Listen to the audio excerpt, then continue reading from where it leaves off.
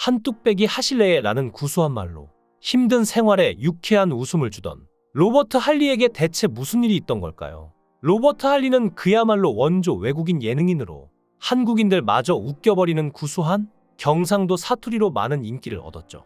그의 인기로 아들까지 방송에 나오며 모델로 활동하는 모습을 보였는데요.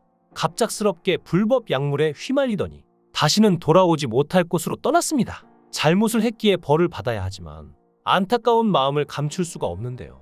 미국인으로 1978년 몰몬교 선교사로 처음 한국 땅을 밟았던 할리는 이후에도 교환학생으로 한국에 왔고, 졸업을 하고 난 뒤에는 국제변호사로 한국과 미국을 왔다 갔다 하다가 1988년 한국인 아내와 결혼하면서 대한민국에 완전히 정착하게 됐는데요.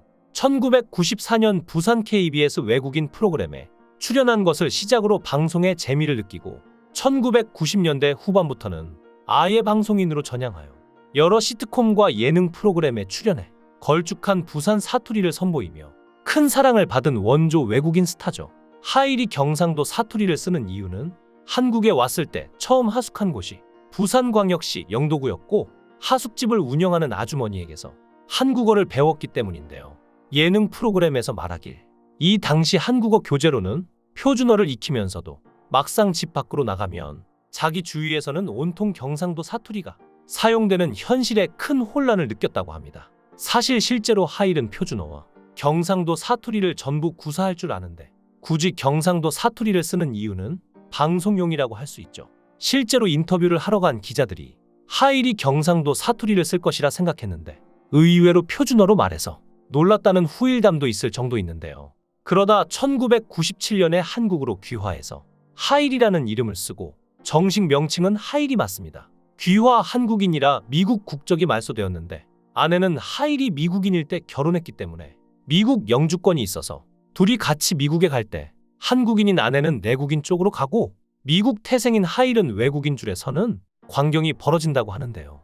게다가 미국에 갈 때마다 비자를 발급받아야 하는 등 아주 번거롭다고 합니다. 게다가 공항 직원이 할리의 여권을 보고 한국 사람처럼 안 생겼는데? 하고 의심해서 입국하는데 긴 시간이 걸린다고 하는데요. 이제는 쉽게 통과하는 요령을 터득했는데 그냥 한국어 하는 직원 불러요 하면 그 사람이 한국에서 유명한 귀화 연예인이라고 알려줘서 쉽게 통과할 수 있다고 하는 웃기지만 슬픈 에피소드도 있죠. 그런데 이렇게 한국에서 사랑받던 로버트 할리가 큰 사고를 치고 마는데요. 2019년 불법 약물 구매 및 투약 혐의로 체포되는 일이 발생했습니다. 서울 자택에서 인터넷으로 구매한 필로폰을 투약한 혐의를 받았는데요. 하일은 구입한 혐의는 인정하나 투약은 부인하고 있으며 경찰은 소변과 모발을 국과수에 보내 정밀 감식을 의뢰할 계획이라고 알려졌죠. 이 소식을 접한 네티즌들은 평소 구수한 사투리에 푸근한 외국 아저씨 이미지가 좋았던 로버트 할리가 마약 복용 혐의자라는 소식에 큰 충격을 받을 수밖에 없었습니다. 심지어는 이전부터 방송에서 아들이 유흥에 빠졌다고 토로했던 적이 꽤 있기에 아들 하재익이 마약을 한 것을 감싸주려고 대신 자수했다는 루머가 생기거나 아내와의 불화를 방송에서 털어놓은 점을 들어 아마 힘들어서 마약을 했을 거라는 등 이유를 여러 방향으로 추측하기도 했죠. 절친한 친구로 하일의 결백을 주장하는 마크 피터슨 브리검 영대 명예교수는 경찰이 강압수사를 했다고 주장해 난리가 났으며 이 사람 역시 아들 하재익의 혐의를 뒤집어 쓴 것이라고 주장하며 루머가 더 커졌는데요. 하지만 소변 간이 검사에서 양성 반응이 나오며 루머가 사라졌는데 간이 검사에서 양성 반응이 나왔다는 건 검사 시점으로부터 10일 이내에 투약했다는 의미라서 복용 혐의를 벗기는 힘들어 보였죠. 게다가 투약에 이용된 것으로 추정되는 주사기 하나가 자택에서 발견된 상황이라 더욱 상황은 나빠져만 갔는데요. 게다가 마약 복용 혐의로 입건된 일은 이번이 처음이 아니고 과거에 몇 차례에 있었으나 당시 증거 불충분으로 풀려났었다는 소식까지 알려졌죠. 그리고 재판 결과 징역 1년에 집행유예 2년을 선고받았는데요. 하일의 약물 사건은 여기서 끝나지 않았습니다. 바로 불륜 및 동성애 논란이 터진 건데요. 2008년 6월 2일 미주 한국일보와 스포츠 한국 보도를 통해 방송인 R씨가 이태원 게이바서 만난 20대 남성과 동거 중이라는 기사가 났는데요. 기사에 의하면 R씨는 해외에 근거지를 두고 있는 사람이며 단란한 가정생활을 방송에서 보여주기도 했다고 합니다. 당시엔 지금처럼 무작위로 A씨, B씨로 칭하지 않고 실제 성의 이니셜을 사용했기에 R씨가 누구인지에 대해 추측이 난무한 상황이었죠. 그런데 하일의 불법 약물 투약 논란이 터지며 하일에게 마약을 투약해준 공범이 하일의 동성 애인으로 밝혀졌는데요. 한 기사에 따르면 해당 공범은 무려 20세의 청년이었는데 이 기사의 영향으로 언론에서 하일을 아우팅한 것이라는 비판이 강했는데요. 사건과 관련이 없는 하일의 사생활까지 들춘 필요 없는 보도인 것이었죠. 김민영 국제앰네스티 활동가는 개인의 사생활을 보호하는 것은 기본적인 인권이라며 성소수자 혐오에서 안전하지 않은 한국 사회에서 이 같은 보도는 혐오와 차별로 이어질 수 있다라고 우려를 표할 정도의 파장이었는데요. 한국기자협회와 국가인권위원회의 인권보도 준칙을 어긴 보도이기도 하며 반드시 필요하지 않을 경우 성적 지향이나 성 정체성을 밝히지 않는다고 권고하고 있죠. 이런 기사가 나온 뒤 하일에 대해서 추측하는 네티즌들이 온갖 루머를 쏟아냈는데요. 하일은 여성과 결혼했고 자녀까지 두고 있기 때문에 양성애자나 클로짓 게이가 아니냐는 의혹까지 생겼죠. 다만 아직 불륜이나 성적 지향에 관련해서 하일의 입장이 표명되지 않았으므로 사실 여부는 불분명함에도 불구하고 마치 그가 100% 동성애자인 것처럼 과도한 비난을 하는 사람들이 많아진 건데요. 특히나 그의 가족들에게 근거 없는 말로 비난을 해 상처를 준 이들이 많았습니다. 그리고 한동안 그의 소식을 전해 듣기는 어려웠는데요. 그러다 갑작스레 투병 소식이 들렸고 뇌신경 마비로 병원을 찾았다가 치료 도중 온몸이 붓는 부작용을 겪었고 다리에서 악성 종양이 발견된 것인데요.